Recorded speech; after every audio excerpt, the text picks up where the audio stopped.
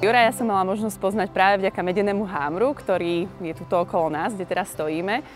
Z priestoru, ktorý mnoho Bystričanov už možno aj zabudlo, akú to má hodnotu, alebo to úplne odpísali. On stále vidí potenciál a vracia mu život.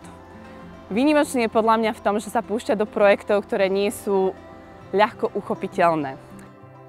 Všetky tieto projekty, ktoré robí Juraj, sú o neistom a dlhom konci.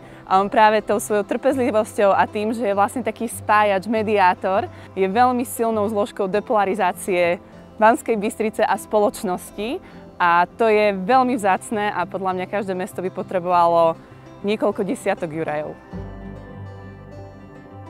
Juraja poznám od roku 2009, vlastne kedy prišiel do komunitnej nadácie Zdravé mesto ako nádejný dobrovoľník a neskôr aj dobrovoľník. A v tom čase bol aktívny, tuším, v nejakom dobrovoľníckom projekte na škole. No ja som ho potom vnímala pri organizovaní festivalu Iný piatok. Aktivity spojené so záchranou ako keby cementárne na Kostiviarskej.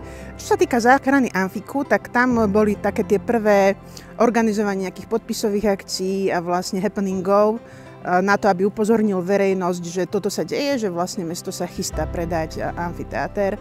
A tam vlastne aj nadácia tieto jeho aktivity z časti podporovala. A potom samotné už začatie premietania na Amfiku a dramaturgia toho celého, založenie vlastného občianskeho združenia.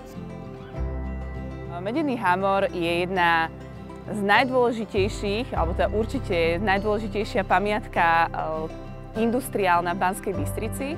Fungoval viac ako 500 rokov. Za svojej takej tej najväčšej éry bol tretím najväčším vývozcom medí na svete a med sa našla naozaj všade po svete, vlastne tá, ktorá sa spracovala tuto v Banskej Bystrici. A to je na ňom určite vlastne také jedinečné, že on priniesol inovácie tuto do Banskej Bystrice a vlastne do okolia. On má veľmi veľké, ako ja vnímam, veľmi veľký rádius záujmov aj talentov, ktoré mohol využiť hocikde na svete.